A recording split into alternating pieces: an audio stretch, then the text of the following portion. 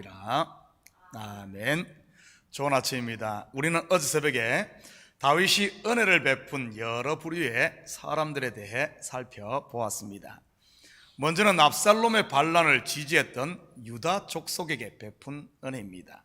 이들에게는 다윗이 먼저 손을 내밀어 그들을 품었지요. 그리고 반란군의 1급 전범인 압살롬의 군장인 아마사에게도 죄를 물은 것이 아니라 오히려 요압을 이어 자기의 지휘관으로 삼을 것을 약속합니다. 그 외에도 자기를 저주했던 시므이와 자기와 주인을 속이고 재산을 착복했던 시바까지 은혜를 베풉니다. 모두가 죄가 드러나 죽어 마땅한 죄인이었음에도 그들을 다윗은 조건을 달지 않고 용서하며 품습니다. 다윗이 품은 이들은 다름 아닌 어제의 나였고 오늘의 나이고 그리고 어쩌면 내일의 나일 수도 있지요.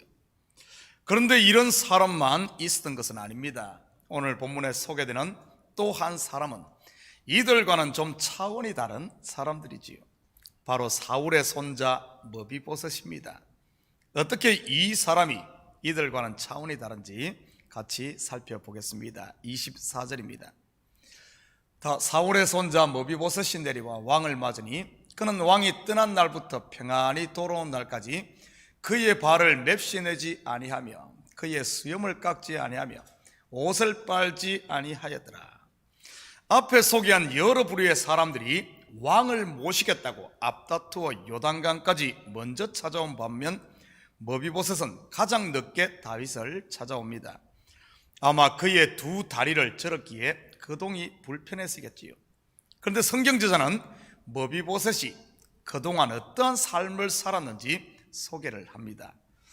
왕이 피난을 간 날부터 평안히 돌아온 날까지 발을 맵시내지 않고 수염을 깎지 않고 그리고 옷을 빨지 않았다고 말이지요.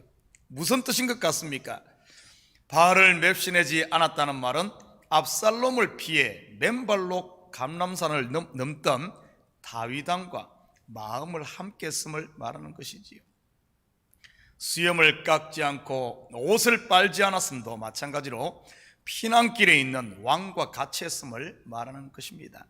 비록 몸은 예루살렘에 있지만 그의 마음은 왕과 동행했다는 뜻이지요.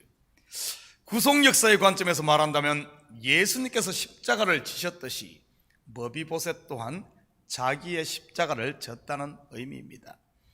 십자가는 남들에게 보이기 위해 지는 게 아닙니다. 바로 골방에 들어가 남몰래 눈물을 흘리며 지는 것이지요. 이렇게 아무도 알아주지 않는 머비보셋의 삶에 대해 성경 저자가 나서 직접 그를 변론하는 것이지요. 우리는 이러한 모습을 예수님이 베푼 양과 염소의 비유에 나오는 양들에게서도 발견하게 됩니다. 그들을 누가 변론해 줍니까? 마태복음 25장 34절 35절입니다. 그때 임금이 그 오른편에 있는 자들에게 이르시되 내 아버지께 복받을 자들이야 나와 창세로부터 너희를 위하여 예비된 나라를 상속받으라. 내가 줄일 때에 너희가 먹을 것을 주었고 목마를 때 마시게 하였고 나그네 되었을 때 영접하였고. 바로 임금이 직접 나서 그들을 변론합니다. 여기서 임금은 예수 그리스도를 말하지 않습니까? 그에 비해 왼편에 있는 사람들은 어떻습니까? 스스로를 변론하기에 바빴지요. 임금 앞에 통하지도 않는 변론을 말입니다. 여러분은 훗날 하나님 앞에서 누구의 변론을 듣고 싶습니까? 예수님께서 직접 나를 위해 해주시는 변론입니까? 아니면 내가 나를 위해 하는 변명입니까? 25절입니다. 예루살렘에서 와서 왕을 맞을 때 왕이 그에게 물어 이르되 머비보셋이여 내가 어찌하여 나와 함께 가지 아니하였더냐 하니, 자기를 맞으러 온 머비보셋을 본 다윗은 그에게 왜 자신과 함께 하지 않았는지를 묻습니다. 그는 다윗이 은혜를 베풀어 왕의 테이블에서 함께 식사를 하는 가족이었지요. 다른 말로 하면 다윗이 양자로 삼았다고 해도 틀리지 않는 표현입니다. 그런데도 머비보셋은 피난 행렬에 함께하지 않았습니다. 나는 너에게 은혜를 베풀었는데 네가 나를 배신할 수 있냐 하는 서운함에서 물은 것 아니겠습니까? 26절 27절입니다.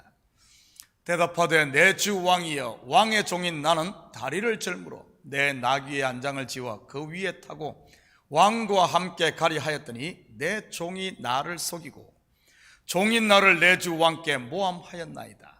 내 주 왕께서는 하나님의 사자와 같으시니 왕의 처분대로 하옵소서. 성경 기자가 소개했듯이 다윗을 맞는 머비보셋의 몰골이 어땠을 것 같습니까? 맵시내지 않은 발과 깎지 않은 수염 그리고 빨지 않은 옷을 입은 머비보셋 말이지요. 피난길에 자기와 함께 했던 사람들보다 더하면 됐지 덜하지는 않았을 것입니다. 머비보셋의 모습과 그리고 그의 말에 아마 다윗은 충격을 받았음에 틀림없습니다. 왜냐하면 다윗은 지금까지 머비보셋의 종 시바의 말만 듣고 그를 오해하고 있었을 뿐만 아니라 그의 재산까지 전부 시바에게 주지 않았습니까? 말은 안 해도 머비보셋 앞에 선 다윗 왕은 쥐구멍에라도 들어가고 싶었을 것입니다. 28절입니다. 내 아버지의 온 집이 내 주 왕 앞에서는 다만 죽을 사람이 되지 아니하였나이까. 그러나 종을 왕의 상에서 음식 먹는 자 가운데 두셨사오니 내게 아직 무슨 공의가 있어 다시 왕께 부르짖을 수 있사오리까 하니라. 머비보셋의 이 말 속에서 우리는 그가 다윗에게 받은 은혜를 잊지 않고 있음을 발견하게 됩니다. 구속 역사에서 보면 처음 사랑을 간직하고 있다는 말이지요. 저희의 목회 가운데도 이런 사람들이 있습니다. 저는 까맣게 잊어버리고 있는데 아주 오래전에 베풀었던 작은 것에 대해서도 소중하게 간직하고 계신 분들 말이지요. 반면 열을 주었는데도 서운한 것 하나 있으면 바로 얼굴색 변하고 돌아서는 사람들도 있고요. 머비보셋의 진심을 알게 된 다윗의 고백을 볼까요? 29절입니다. 왕이 그에게 이르되 내가 어찌하여 또 내 일을 말하느냐. 내가 이르노니 너는 시바와 밭을 나누라 하니. 내가 어찌하여 또 내 일을 말하느냐. 한마디로 다윗의 허물이 머비보셋 앞에서 다 폭로되고 있지요. 두 발을 쓰지 못하는 절뚝발이 머비보셋은 처음 사랑과 은혜를 간직하고 있는데 처음 사랑을 잊고 있었던 자신을 머비보셋을 통해 다윗은 발견한 것입니다. 다윗에게 일어난 이러한 모든 환난의 원인이 결국은 무엇 때문이었습니까? 사무엘하 12장 7절 8절입니다. 나단이 다윗에게 이르되 당신이 그 사람이라. 이스라엘 하나님 여호와께서 이와 같이 이르시기를 내가 너를 이스라엘 왕으로 기름 붓기 위하여 너를 사울의 손에서 구원하고 내 주인의 집을 내게 주고 내 주인의 아내들을 내 품에 두고 이스라엘과 유다 족속을 내게 맡겼느니라. 만일 그것이 부족하였을 것 같으면 내가 내게 이것저것을 더 주었으리라. 10절 한 절 더 봅니다. 이제 내가 나를 업신여기고 햇사람 우리아의 아내를 빼앗아 내 아내로 삼았은즉 칼이 내 집에서 영원히 떠나지 아니하리라 하셨고, 바로 그 큰 하나님의 은혜를 잊고도 처음 사랑을 잊었기 때문이지. 그 은혜의 자리를 벗어남으로 밧세바 사건이 일어나고 그 결과로 지금 이런 환난을 겪고 있었던 것 아닙니까? 머비보셋의 말에 다윗은 부끄러워 고개를 들지 못하는 것이지요. 한마디로 머비보셋의 고백은 다윗의 가슴에 메스로 다가왔던 것입니다. 죽이는 칼이 아닌 살리는 칼 말이지요. 유능한 의사의 손에 들려진 수술용 칼인 메스 말입니다. 너는 시바와 밭을 나누라. 얼마나 궁색한 결정입니까? 한마디로 이러지도 못하고 저러지도 못하는 진퇴양난에 빠진 다윗의 모습이지요. 이미 자기 입으로 시바에게 재산을 다 주었으니 말입니다. 그렇다고 왕이 한 번 한 말을 번복할 수도 없고 말이지요. 괜히 시바에게 말했다가는 자기의 어리석음만 드러나지 않겠습니까? 30절 계속 봅니다. 머비보셋이 왕께 아뢰되 내 주 왕께서 평안히 왕궁에 돌아오시게 되었으니 그로 그 전부를 차지하게 하옵소서 하니라. 그런 왕에게 이번에는 머비보셋이 은혜를 베풉니다. 그로 그 전부를 차지하게 하옵소서. 다윗의 허물을 머비보셋이 통째로 덮어주는 것이지요. 왕께서 평안히 왕궁에 돌아오시게 되었으니 그것으로 족합니다.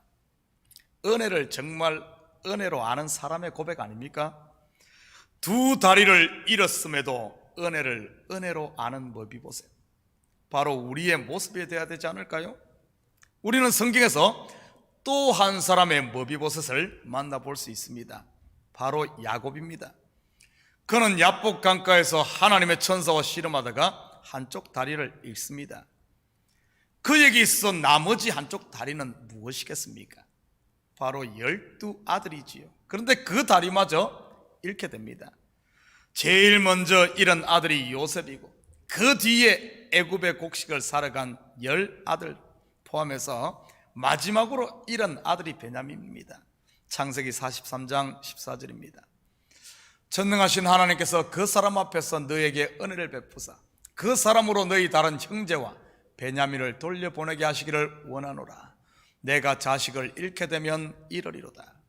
마지막 남은 베냐민을 하나님께 맡긴 것이지요. 마치 아브라함이 이삭을 하나님께 번제로 드리듯이 말입니다. 이때 야곱은 두 다리를 모두 잃는 절뚝발이가 되지요. 그리고 그에게 어떤 일이 일어납니까? 바로 죽었다고 생각했던 요셉이 살아 애굽의 총리가 되었다는 소식을 듣게 됩니다. 오늘 본문의 왕의 귀환이라고는 할까요? 그때 야곱이 고백이 무엇입니까? 창세기 45장 28절입니다. 이스라엘이 이르되 조카도다 내 아들 요셉이 지금까지 살아있으니 내가 죽기 전에 가서 그를 보리라 하니라. 여러분은 주님 한 분이면 족하십니까? 그런데 우리가 조금만 더 영적으로 생각해 보면 머비보셋의 이러한 고백은 우리를 향한 예수님의 고백이기도 합니다. 두 발을 잃고 모든 재산까지 다 잃었음에도 개의치 않고 오직 왕의 무사 귀환을 원한 머비보셋, 하늘 보좌를 버리시고 이 땅에 내려와 저주의 십자가를 지시고 피 한 방울 물 한 방울까지 다 내어주신 예수님, 예수님께서 원하는 한 가지가 무엇이겠습니까? 바로 신부된 저와 여러분이 무사히 하나님 나라에 들어오는 것 아니겠습니까? 집 나간 둘째 아들이 살아 돌아온 것을 기뻐한 아버지처럼 말이지요. 그 하나면 족한 것입니다. 사랑하는 성도 여러분, 하나님이 우리에게 원하시는 것은 다름이 아닌 우리 자신임을 기억하시고 오늘도 여러분 삶의 현장에서 이러한 하나님의 마음을 가지고 담대하게 그리고 감사함으로 사시고 그분의 이러한 사랑을 삶으로 실천하며 사는 이런 복된 하루가 되기를 주님의 이름으로 축복합니다. 같이 기도합니다. 사랑의 아버지 하나님, 참으로 감사드립니다. 그 하나면 족합니다. 우리는 주님이면 족하고 주님은 우리 하나면 족한 줄 믿습니다. 하나님, 무엇 때문에 우리가 근심합니까? 걱정합니까? 하나님의 이 마음을 모르기 때문에 아버지함 두려워하고 걱정하는 것은 아닙니까? 하나님, 이 새벽 기도 가운데 아버지 하나님, 주님의 마음을 알아 아버지 하나님 우리를 메고 있던 것에서 자유함 얻게 하시고 이제 주님이면 족합니다 고백할 수 있는 저희들 되게 도와주시옵소서.